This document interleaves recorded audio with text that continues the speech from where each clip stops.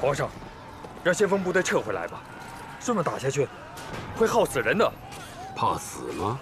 太孙在先锋部队里，只有战死的朱家人没有逃回来的。五军营压上！五军营，重金压上！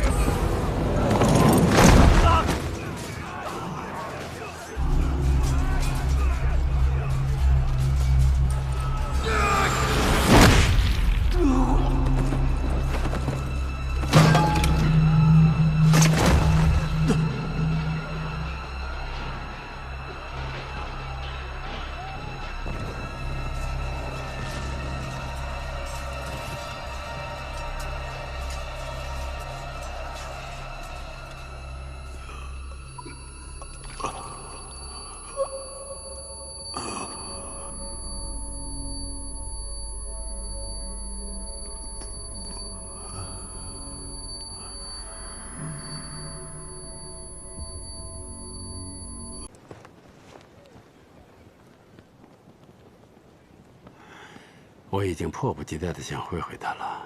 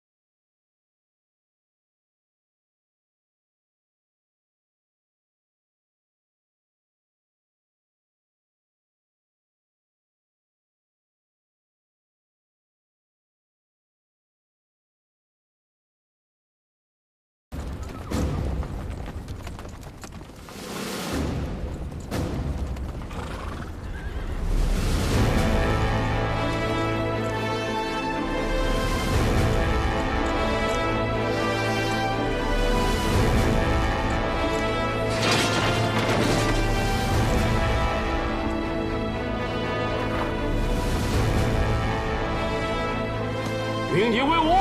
将军万寿！鸣金威武！鸣金威武！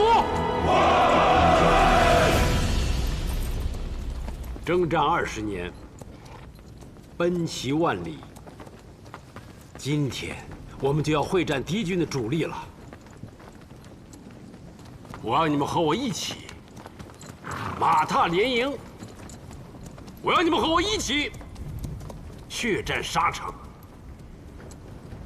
让我们子孙永不再受战乱之苦。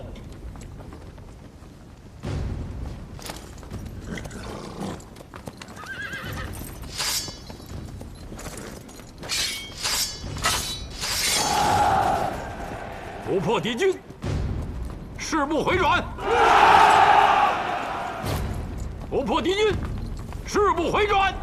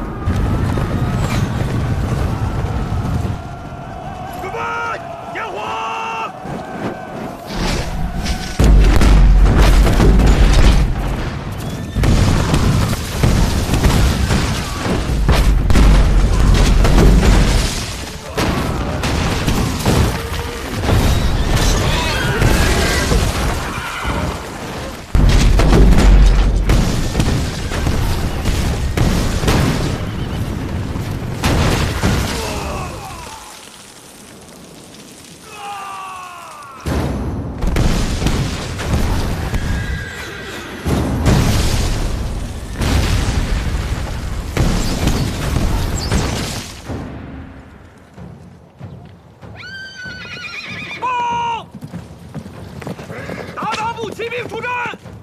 好，我们在这儿，在这儿。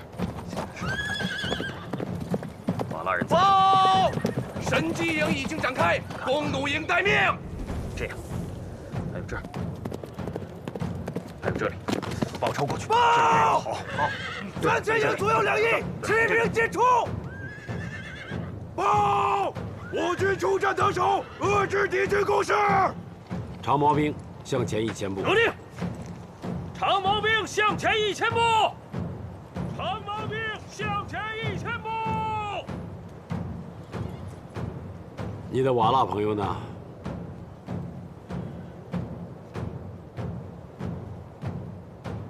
击破鞑靼部，就在此时。是。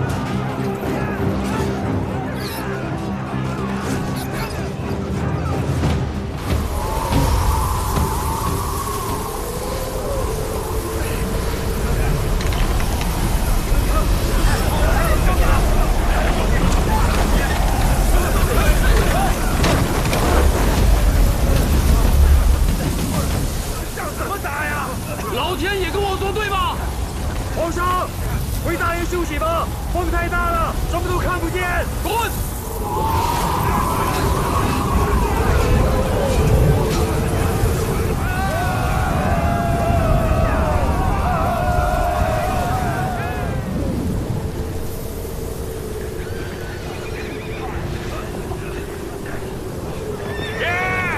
先撤兵吧，风太大了。胡说！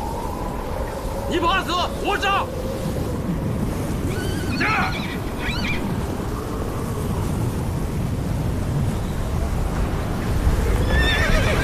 报！左翼骑兵回防！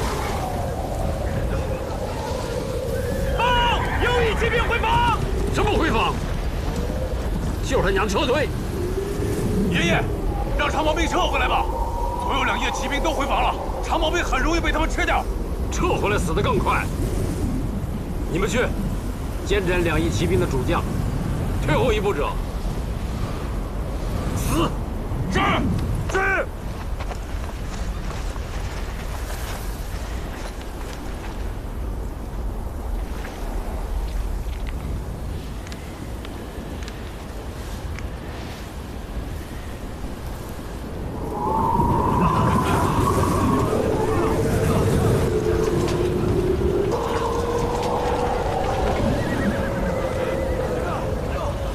回去！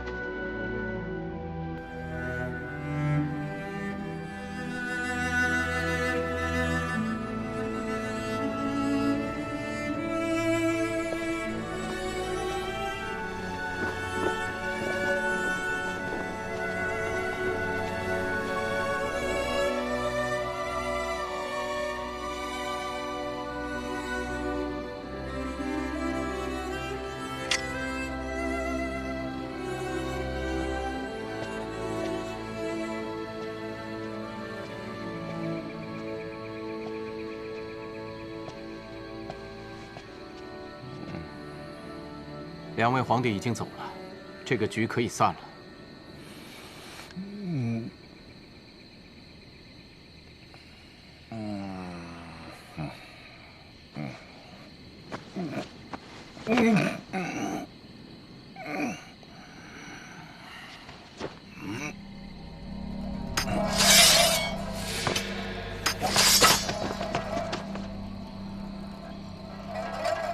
上一局扯平了，我们再来过。局已经散了，没有比的必要。我们的局才刚刚开始，你可以认输。放心，努尔干都斯那些人，我会想办法把他们救出来。如果救不出来，我自裁谢你。可是你要尽快的离开京城，有多远走多远，永远都不要回来。孙姑娘不值得和你这样的人在一起。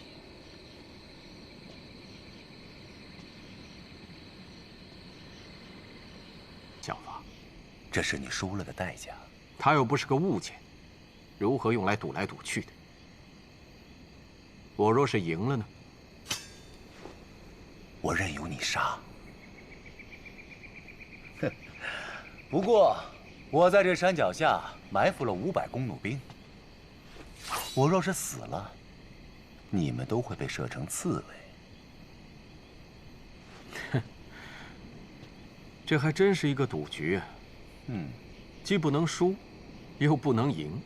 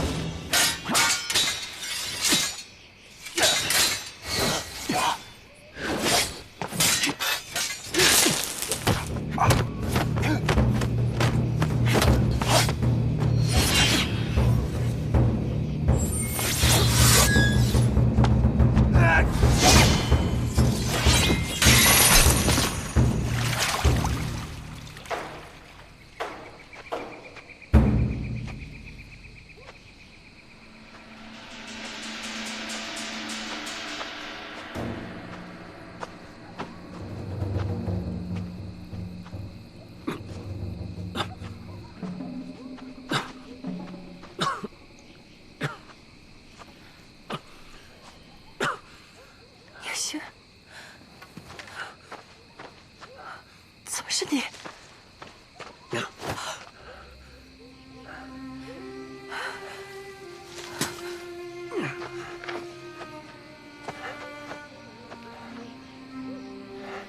我说过，再见你，我会杀了你。我知道。你离狗皇帝那么近，为什么不一剑把他给杀了？你不要跟我讲情义。你刚才用箭射我，我根本就不知道是你还是顾着搞皇帝。这不是在宫里，我们也不在狱中，你不要找借口骗我。你是不是很后悔？应该远远的把我射死，提着我的人头去报功。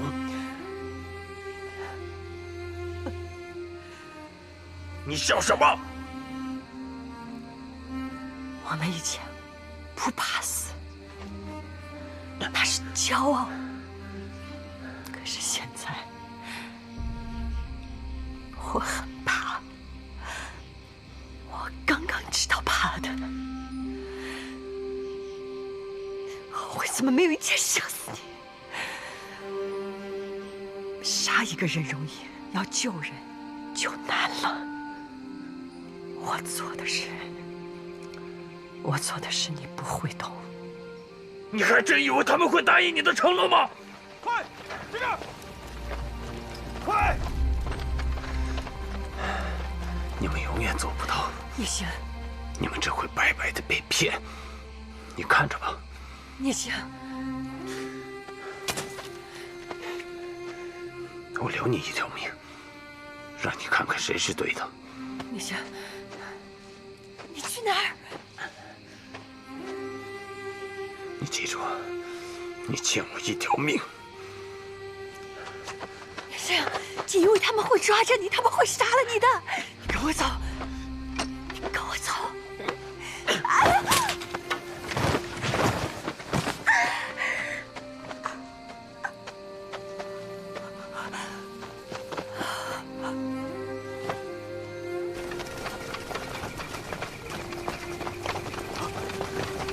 快追！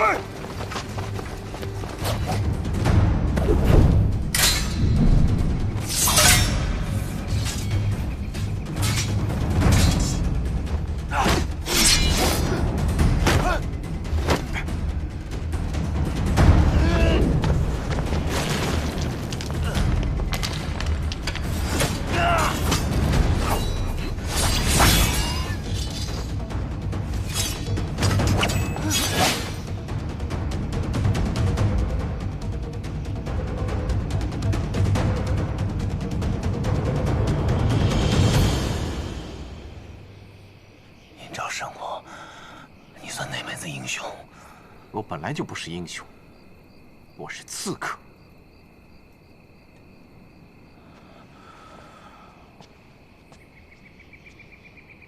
打够了吗，太孙？没有。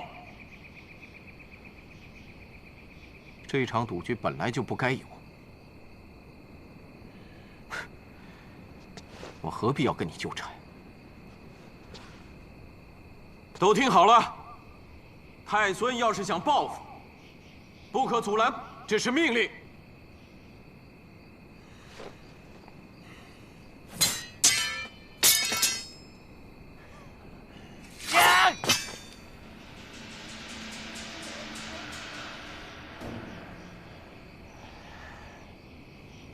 我要杀了你，他会恨我一辈子。我没那么蠢。既然不蠢，何不一起下山？你与我生来不是一路人，要滚自己滚。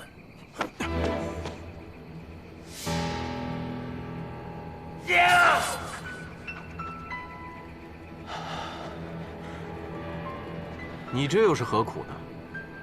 他跟我在一起，得其所在。你身份金贵，何必要纠缠我？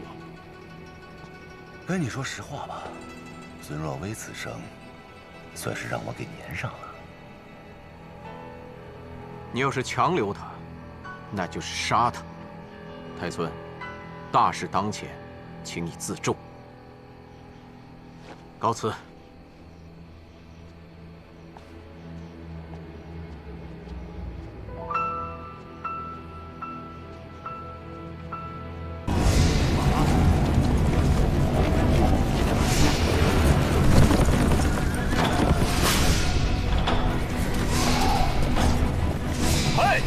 看什么呢你？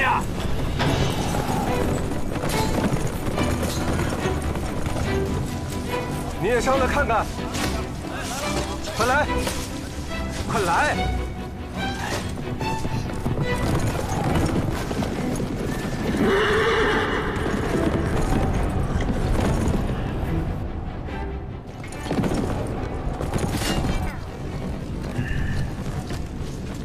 有什么好看的？朱家的军队来来回回，就是那么点战法。这种骑兵战术在兵书里是有的。你竟然懂得战法？书上得来始觉浅，亲眼看见了才知道。当朝皇帝用这种骑兵战术大破阿鲁台，百战百胜。你知道个屁呀！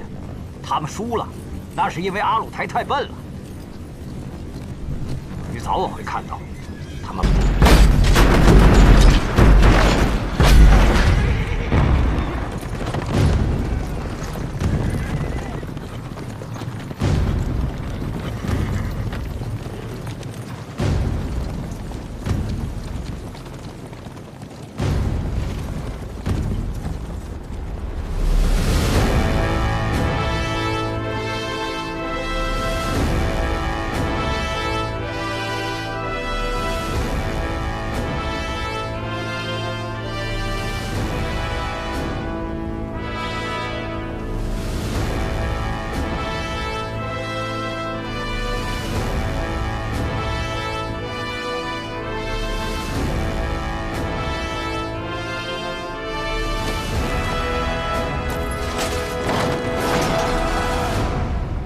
明军威武！将军威武！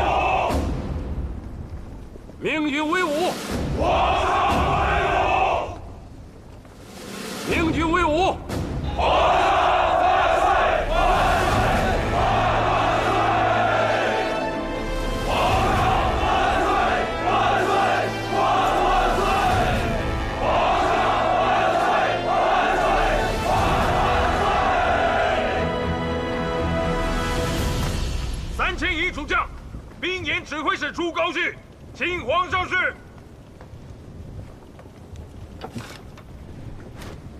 先看3000营。遵旨。明公。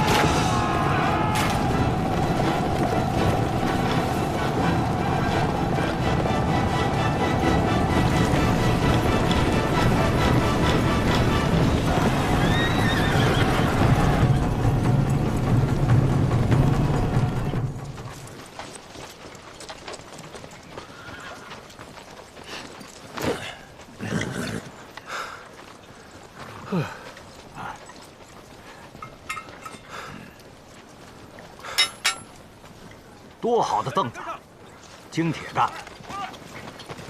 快点，快点！哎，瓦剌的兵全是木头的，要是换成铁凳子，骑射有力，那可就不一样了。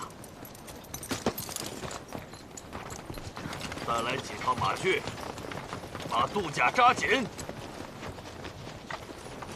哎，御酒你喝过吗？没有，你不是状元吗？快！你才状元呢。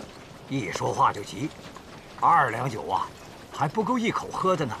哎，走吧，走。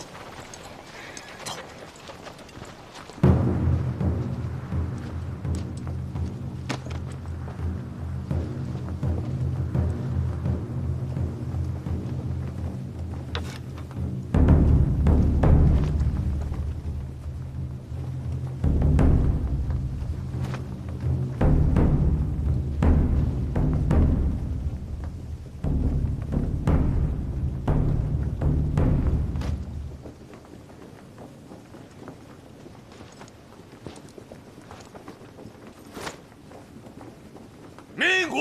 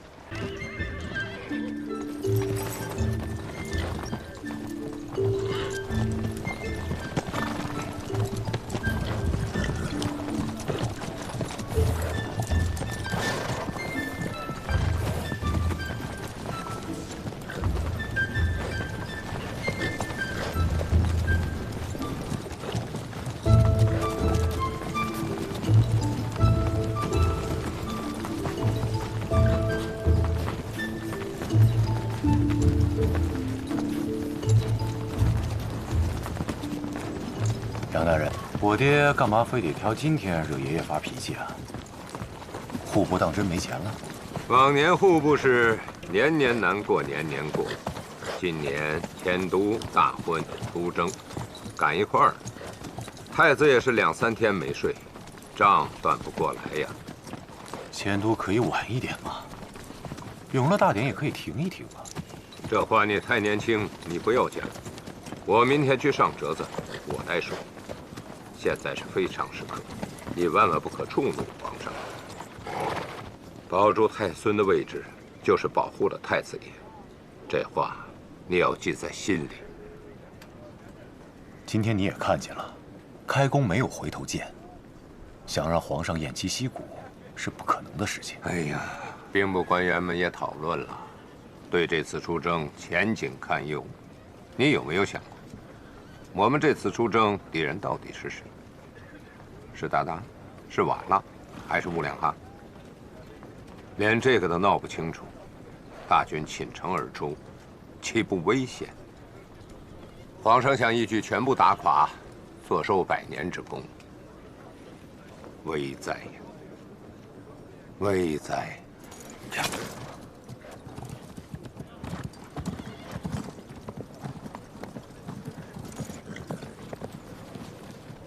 把吊着那2个人给我放下来。是。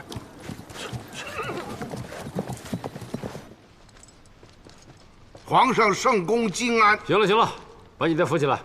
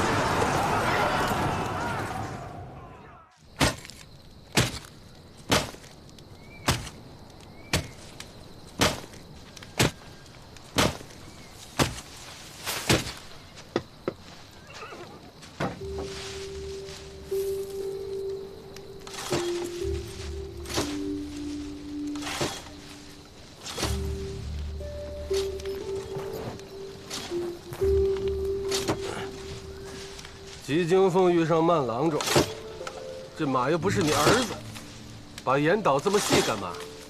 别人觉都不够睡，你偏偏搅得我半夜起来干活。这些都是最好的战马，人不细，明天冲锋的时候，脚力不足。你还挺来劲。依我看，这个战法，到不了年尾，就可以班师了。是吗？哼！管你有千军万马，大炮一轰，火铳、排子枪扫过去，就算天兵天将也扫成马蜂窝了。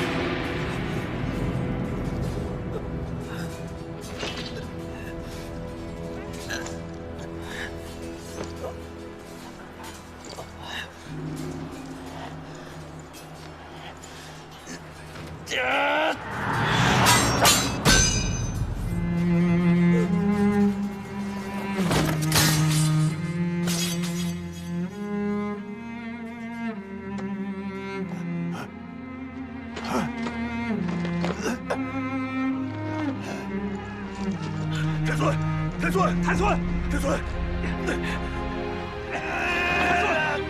太孙。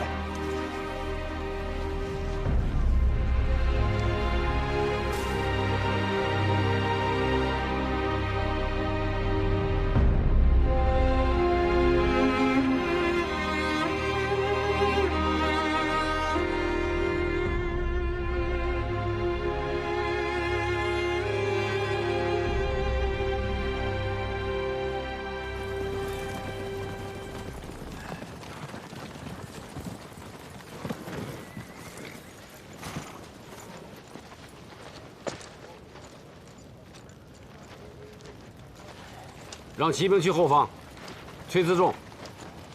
老大猪脑子，在这时候不往上上，叫3剑营明天备战。左右两翼分开，30里外扎营，以免被合围。是。那小子呢？谁呀？太孙。啊，他受了点轻伤，在他自己帐篷。爹，先吃口饭吧。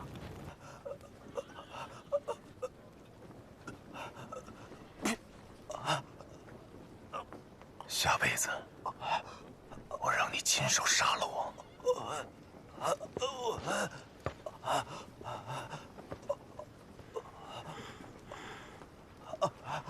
上哪儿了？啊？有剑，碍事吗？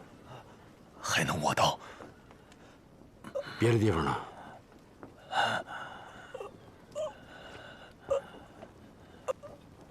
是他替我挡了一枪，要不然躺在这儿的人就是我。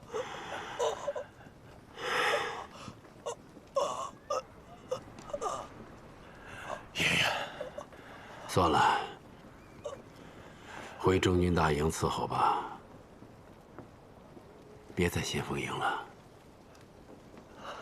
爷爷，下雪了，下雪了。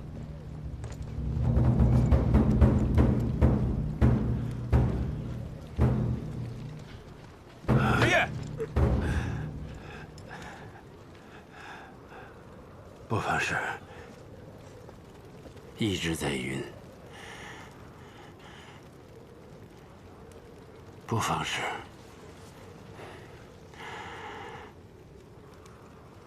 不要对别人讲。知道了。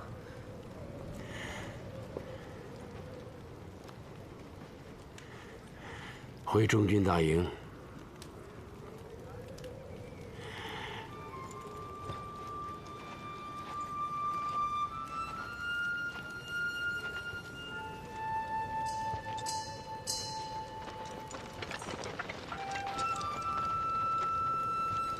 别再说退兵的事了，爷爷不会输的。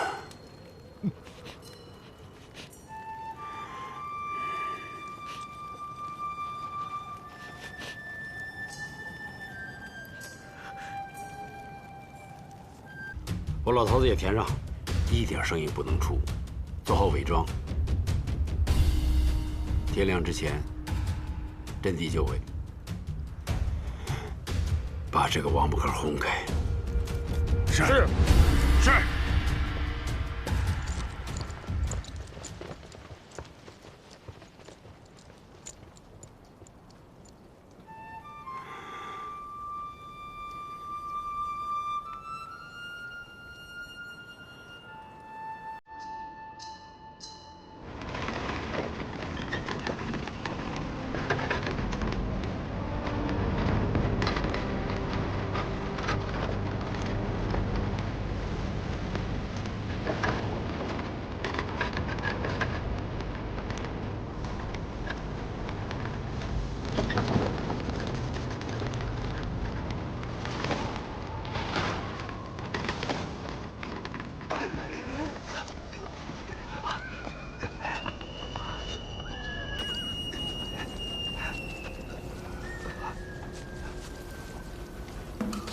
爷爷，咱们回帐篷，这儿不是瓦剌大营，鞑靼人胆子小的像个兔子。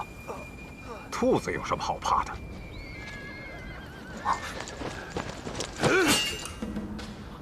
我最爱的孙子，今天早上被射死了。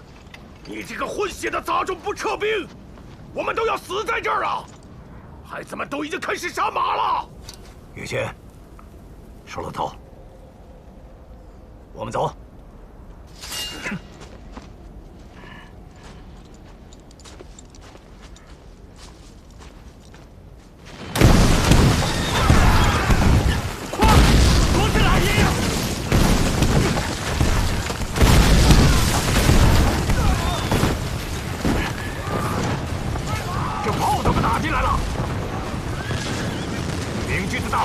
前移了，空军各部没有命令，不许出战。这个位置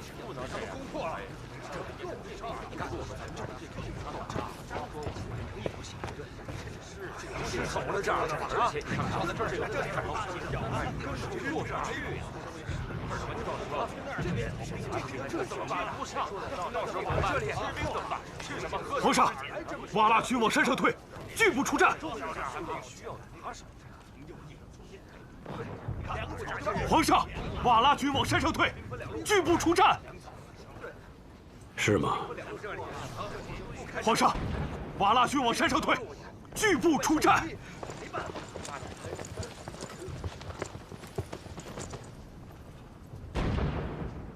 3000营出动，趁他病要他命。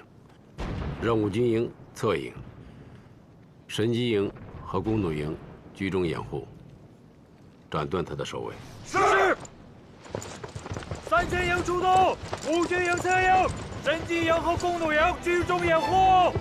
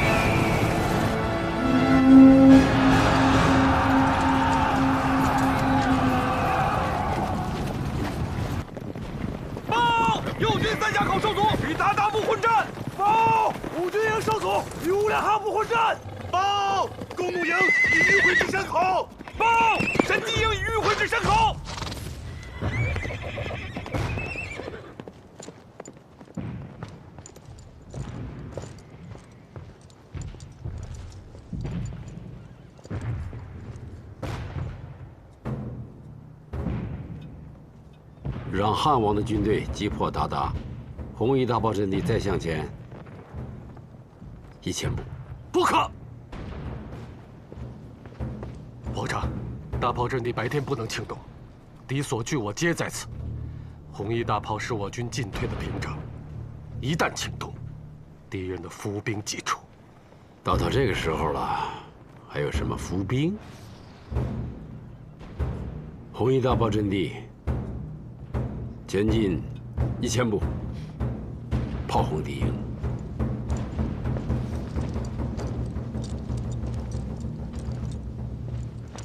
皇上，马哈木熟知我军，一旦发现，那就让他以卵击石。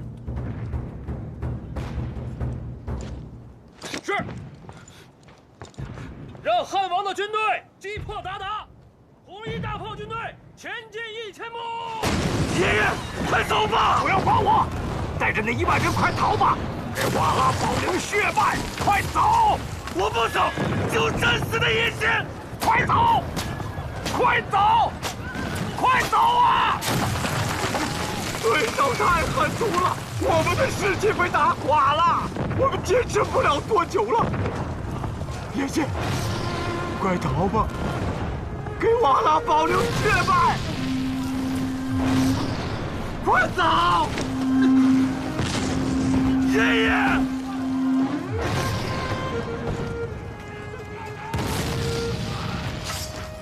把我的马牵来！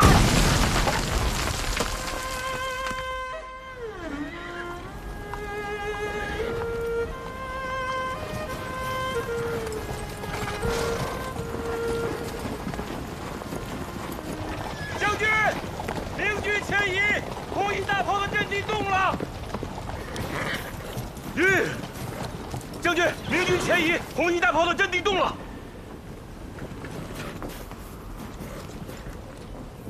现在明军大营的阵脚松动，千载难逢的好机会，摘下弓箭，跟着我往前冲。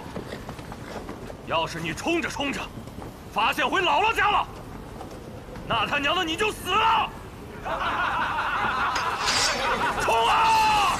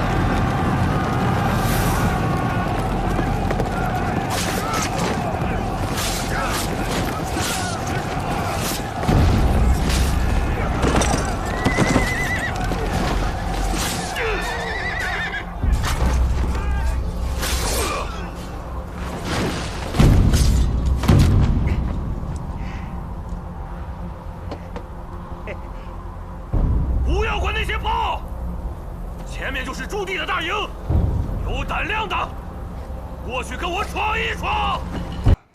太子请脉，结果如何？请详情告知。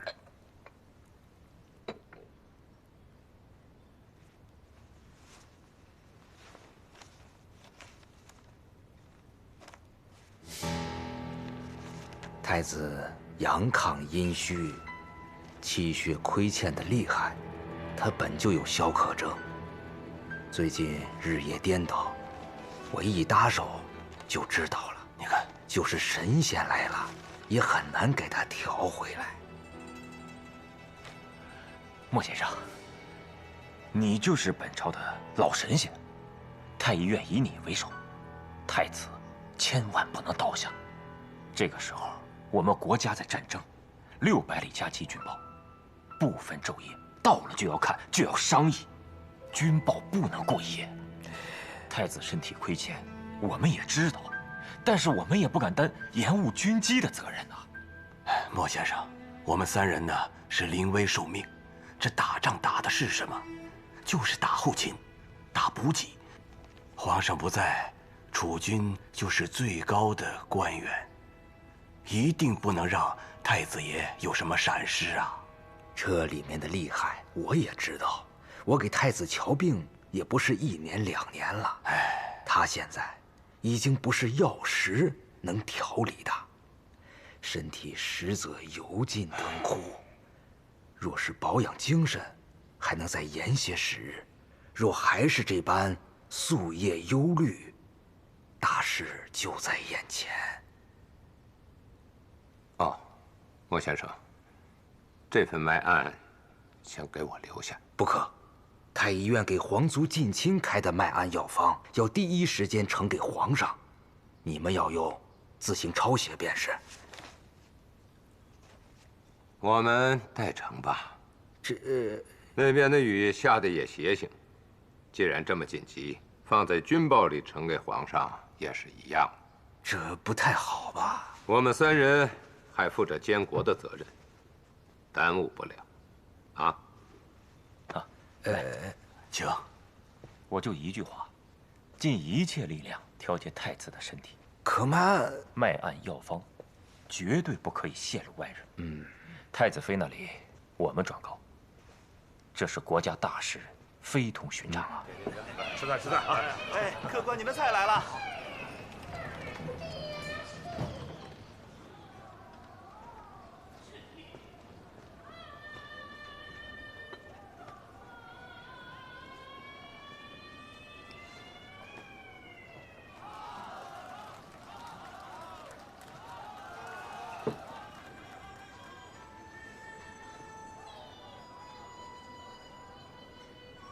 哎，为了太子健康，皇上打赢，我们喝一杯。你要是馋酒啊，你自己喝，别找出那么一大堆的借口来。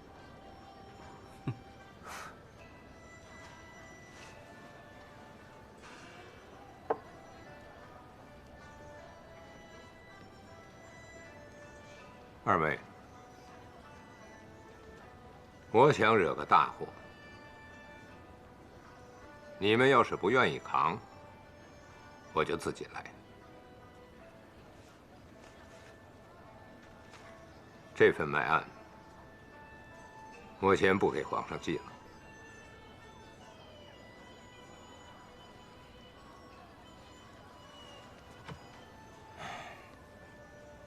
我讲2个道理，眼下的战事，不要再给皇上添乱，知道了也无益。这是其一。其2，汉王和赵王是皇上的左右手，参与军机，递到御前的一切文书，他们都能看到。要是太子身体有变，难保不起觊觎之心。眼下的战事正焦灼着，万一2人分兵回京城争皇位，陷皇上于孤掌难鸣，那可是大厦将倾的局面。究其根本，这小小的一张纸是罪魁祸首。你我三人就是赵氏的根源。你们说，我这番话说的对也不对？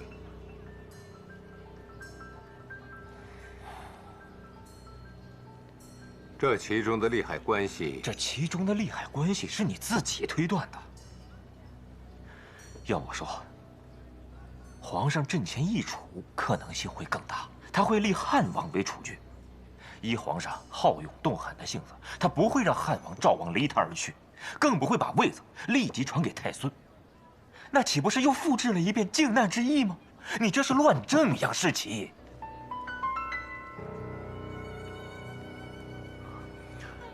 你们觉得，汉王要是做了皇上，会怎么样？也算是个英武有为的皇帝吧。不过，好大喜功了一点儿。汉王的孩子里，可有一个比得上太孙英武吗？那自然没有。好圣孙这3个字，那是皇上点了头的。我觉得，从公，大明朝再看他50年，非太子太孙不可。这件事情，我跟你走。哎，杨大人，公司，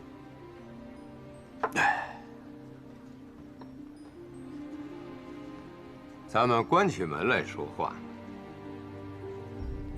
你我3人都是铁杆的太子党。不管是汉王还是赵王，谁上来当皇帝，大家就都等着流放抄家吧。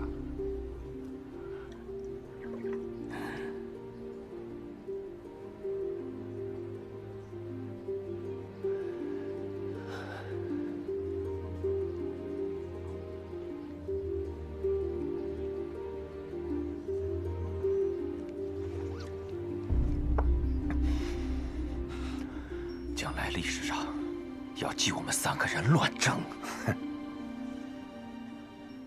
事急从权，我不是赵高，皇太孙呢，也不是秦2世。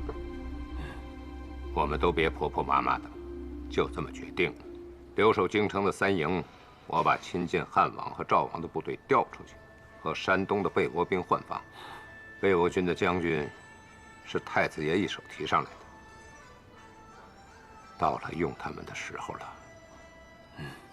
封锁9城，封锁山海关、晋阳、大同、宣化3城，不得圣旨，匹马不能入关。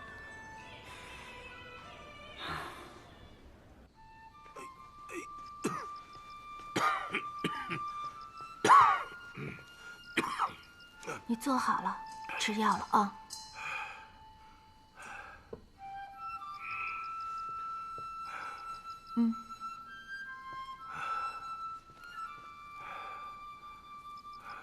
吃完了药啊，就躺着，哪儿都别去了。今儿这天没你还塌了。杨世奇他们呢？不是说有紧急军情吗？被我骂走了。让兵部的人在书房伺候吧，我真是走不动了。我看你敢。太医说了，你就得静养，什么都做不了。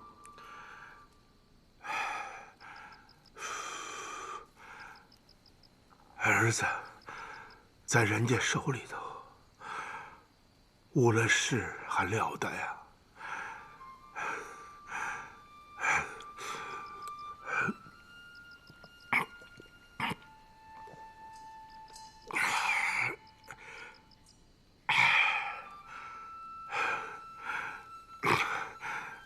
你要是舍得了儿子，我就歇着。哎呀！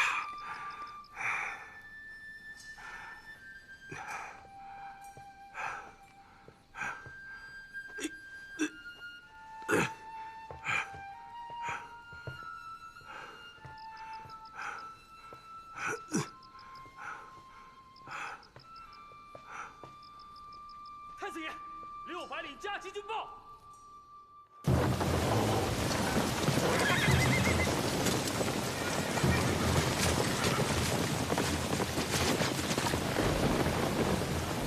陈继营，把大炮推回去！快，火药收好！快快，后面的雨更大。快点！快！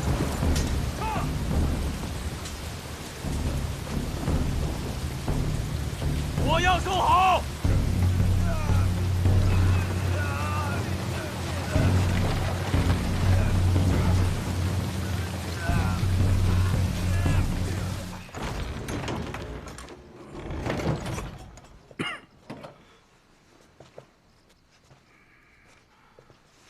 太子爷，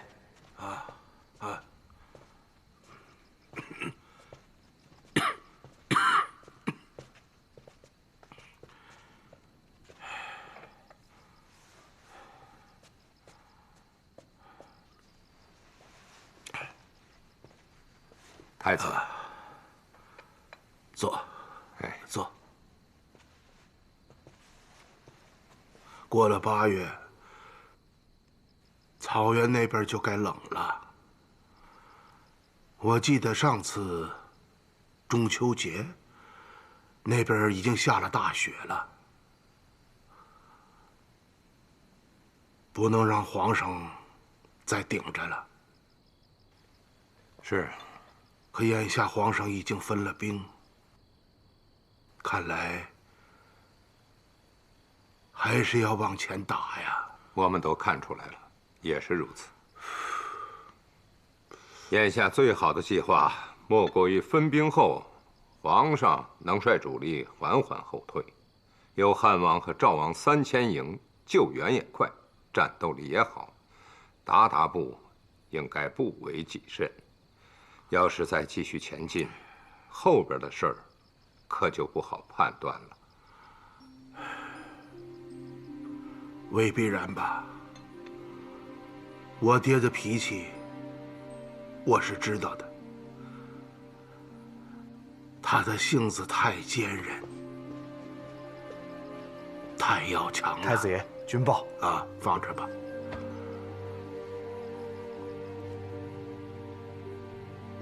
现在想让他退，难呐。这，你们。 还有什么别的办法没有啊？我们再增兵。对，再增兵。现在的问题是，天气不和，是士气军心不振，不是兵力不够。再上多少兵，也斗不过老天。靖难那年，皇上带兵打到济南，准备从运河走水路，直扑南京。 大军上了船，可谁想到，一连10几日啊，一丝风都没有，船在水上只能靠人划，一天也就走个5、6里。可是皇上呢，谁的劝都不听。他说了，且走且有风，若是不走，一世也无风。你们看看。 他固执到什么份儿上？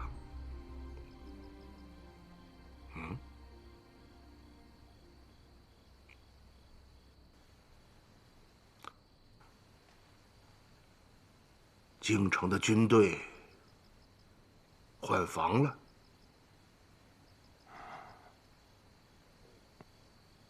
谁把山东的被倭兵调过来了？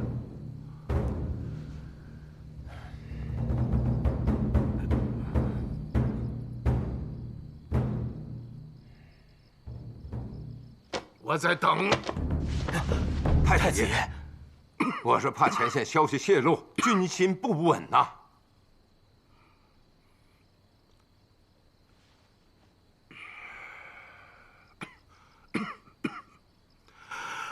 山海关、晋阳、大同、北京4地同时换防，这么大的事情。不向上报吗？别人会怎么想？要关起门来做皇上？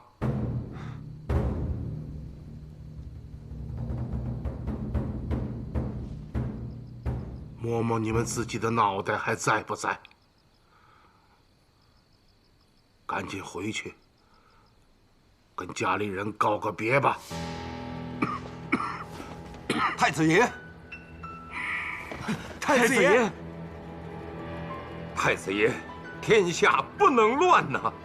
您现在身体欠安，前方战事不明，万一汉王和赵王起了觊觎之心，转眼就是一场大乱。要将来皇上平安返京，我三人自裁谢罪。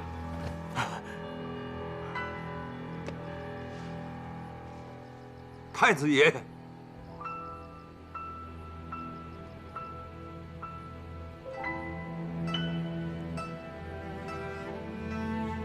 你是主谋。是。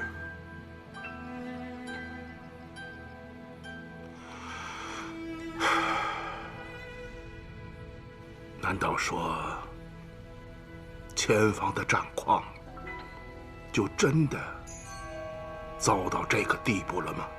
皇上，只进不知退，天公又不作美，我们是盲人骑瞎马，夜半临深池，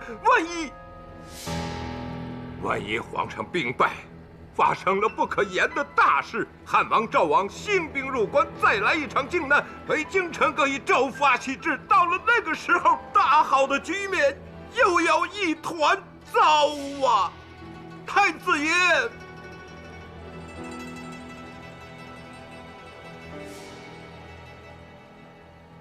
四弟同时换房的消息，有没有传到皇上的耳朵里？按照皇上的脾气，非马上回来看个究竟不可。太子爷，我掌管前线军报一事，消息绝无可能传出去。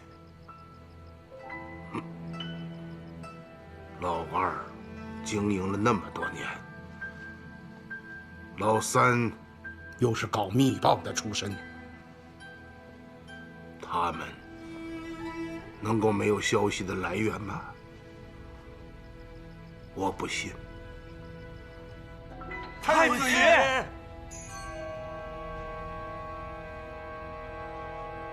太子爷，太子爷，你们回去吧，我再想想还有什么办法。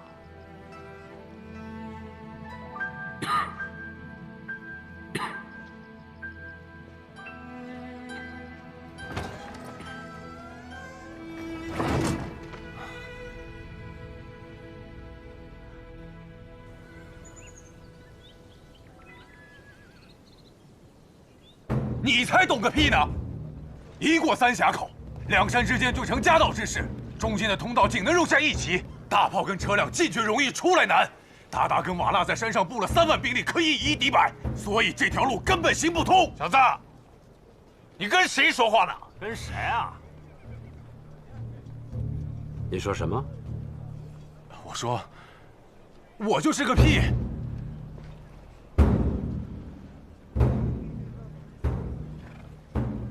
只要过了三峡口，就到了老三说的鞑靼大营了。这2座山一定要拿下来。我要绕道走的话，这场仗不知道打到什么时候。啊，9月份天降大雪，那时候行军可就没那么方便了。爹，我和老三各分兵10万，用骑兵挑衅，诱他主力出来，再用大炮和火铳阻拦他骑兵的速度。这儿口窄不怕，我和老二的左右两翼上了山之后，居高临下的更有优势。你有何高见？你们要自导死地，我有什么办法？出门打仗，哪个不是自导死地？哦，三叔，之前有人口口声声说这场仗6月份就能打完，现在已经8月份了，整个战争的进程还未过半，这狂话是谁说的？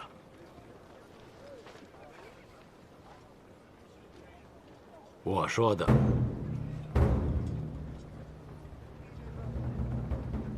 说呀，继续说呀！我就是想知道，为何我军的推进速度如此之慢？今年降雨早，克鲁伦河发水，我们的骑兵和大炮施展不开。没有大炮，没有火铳，就打不了仗了吗？这是明军的战法，战法是死的，人是活的。再说了，战法应该根据局势而定。我军的骑兵施展不开，他们的骑兵也施展不开，为何吃亏的总是我们？小子，打仗这事儿哪有这么容易的呀？啊，现在就是得苦战，熬下去。这不叫苦战，这叫蠢。呼兰呼什温这一战，我左右2翼大军没有占到一点便宜，大大的3万军队从容撤走，我们不过是占了一座空营。还有，4月12日、4月19日，我大军紧追不舍，在沃南河畔连输2场，两军相持不下足足4个月，我军一步未进。我后方补给叫阿鲁台搅和的一个乱七八糟，没有补给，我军将士小伤致残，你还不是皇帝呢！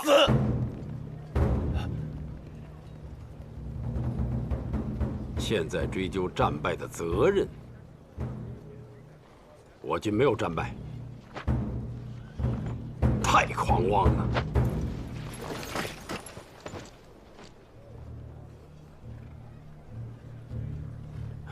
这次是我第5次在长城外用兵了。这次难呐，因为关外这些部族知道咱们是要决战，联合起来了。好啊，我还怕东一摊西一摊，打了就跑，耗时日久。现在我们遇到这点难题，是天气造成的，不是指挥失误。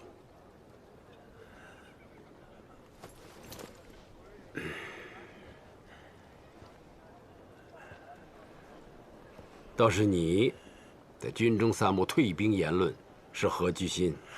爷爷，叫皇上。这里边哪个是你爷爷？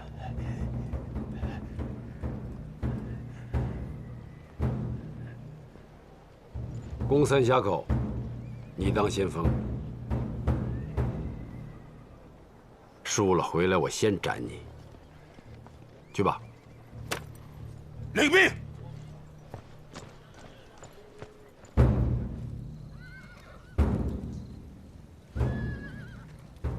阿鲁台上个月就保证要断了明军的粮道，到今天还没有做到。派人去问问。阿鲁台的大汗派使者来了，说明军的骑兵在到处找他们，他们的人劈一个少一个，照这样下去，阿鲁台一部就完了。完了就完了。他们的使者还在吗？在。叶谦，哎，去把他们砍了。是。看什么？诸位喝茶。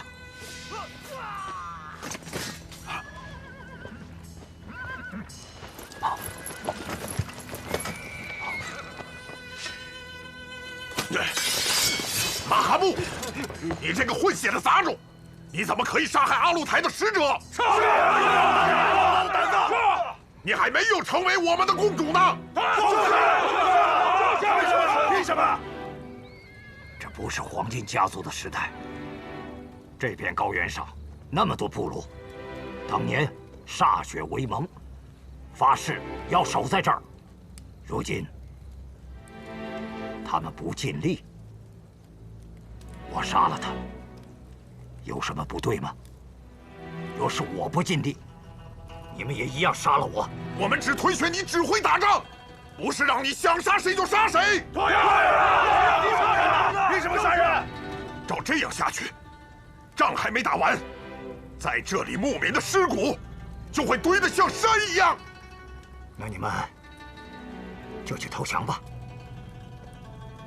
你们去吧，去吧，去吧。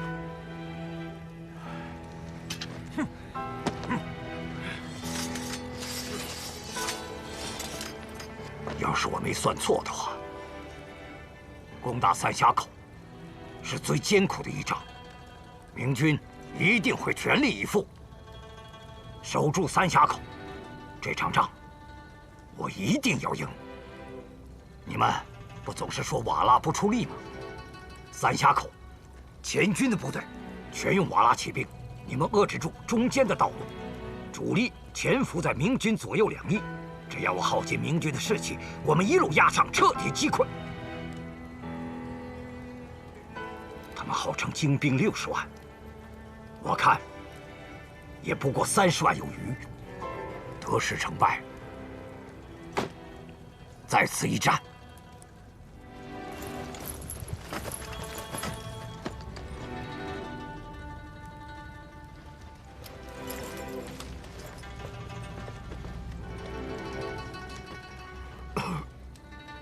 爷爷，您去睡会儿吧，老这么熬也不行啊。攻打三峡口，你就不要参加了，我留1万主力给你，万一我们败了呢？你过沃南河，继续往西走，只要一下雪，明军就不追了。给瓦剌保留血脉。爷爷，咱们会输吗？你应该问，会赢吗？想赢，我们死绝了也做不到。他口口声声要50年的和平，我们也想要，可打不疼他，就没法和平。叶谦，不要上战场，给瓦剌保留血脉。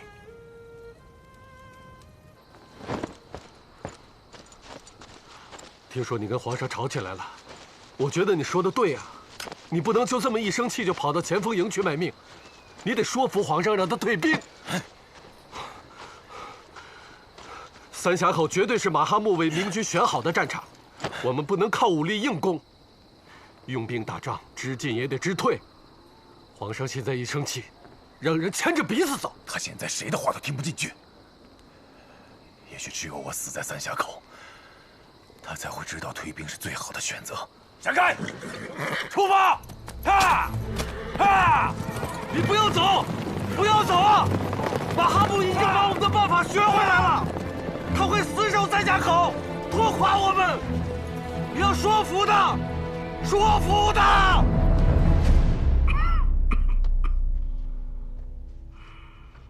兵部为大军东移筹备更换师。还提什么更换东夷呀？难道这场仗真要打到下雪？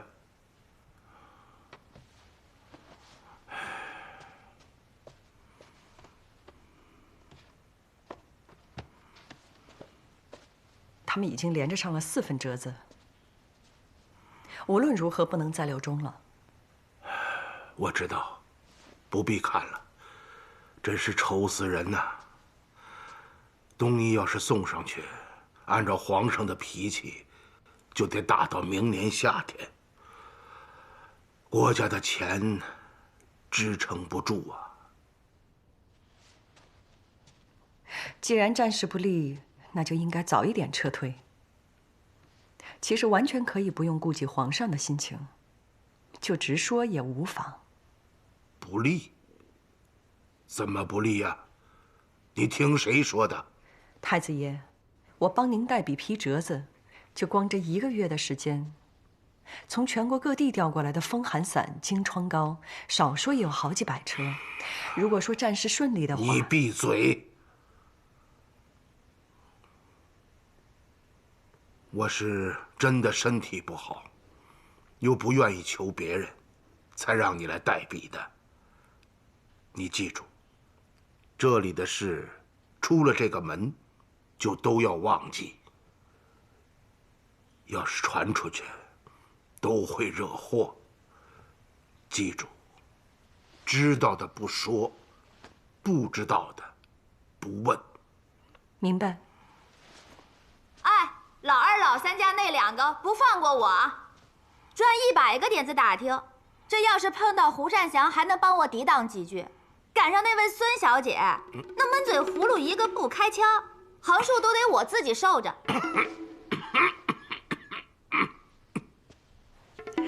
我是不是应该回避一下？都是一家人，有什么可避的？来来来，你坐着，坐着。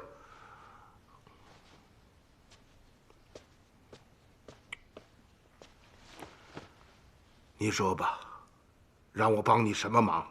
他们说呀，是要打听前线的状况，还说兵部和内阁都调到太子府去了，这太子府啊成了小朝廷了，这颠三倒四的。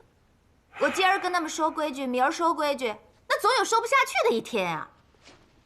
我不是教过你吗？啊，你就跟他们说，要想知道国家的军机大事，直接张嘴要求，不行让他们直接来问我，看他们谁敢接话，反了他们了。他们要是下一次再来，就会敢了。他们想要知道的就是太子爷您的健康。太医院人多嘴杂，想要保密也很难。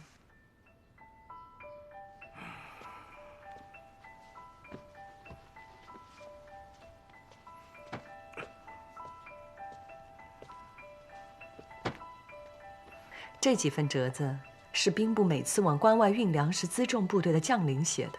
这一份是吏部提交兵部将领升迁存档，里面开具了3代和现在的职务。我无意间对照了一下，辎重部队的几员主官大将都是汉王的旧部，所以辎重部队的往返和前线的战况，他们应该是知道的。他们还要旁敲侧击，为的就是知道太子爷您的身体是到了一个什么样的状况。你说的很对，杨士奇就是怕我得病的消息传出去，我一倒下，老二老三的野心就会起来了。现在正是打仗的关口，你们要是传出去一点风声，这国家就乱了。到时候，别怪我没有警告过你们。我去看一下太子爷您的药。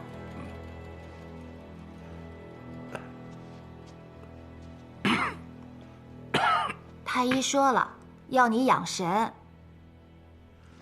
你万一有个闪失，那国家乱不乱我不管。我和儿子先被你坑了，你为了我们俩，也得听太医的话呀。我要是不为了你和儿子，我何必在这儿拼命呢？儿子在前面拼，我在后边顶着。篱笆扎得紧，野狗才进不来。稍有疏忽，就会大乱。而且，现在国家的精锐全都在关外，要出事，就不是小事。这些国家的机密，你知道了，更会害怕。行了，我心里有数啊，你别问了。太子府那么多文员抄手，你怎么不用啊？你知道哪个是老二的人呐？哦，太孙嫔学我签字学得很像，最有劲。毕竟都是一家人嘛。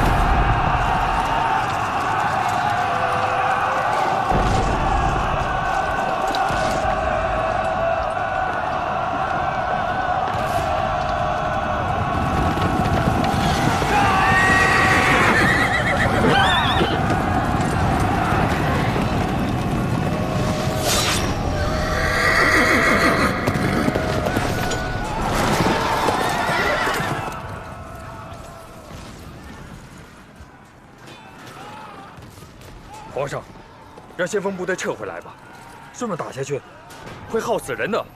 怕死吗？太孙在先锋部队里，只有战死的朱家人，没有逃回来的。5军营压上。5军营，中军压上。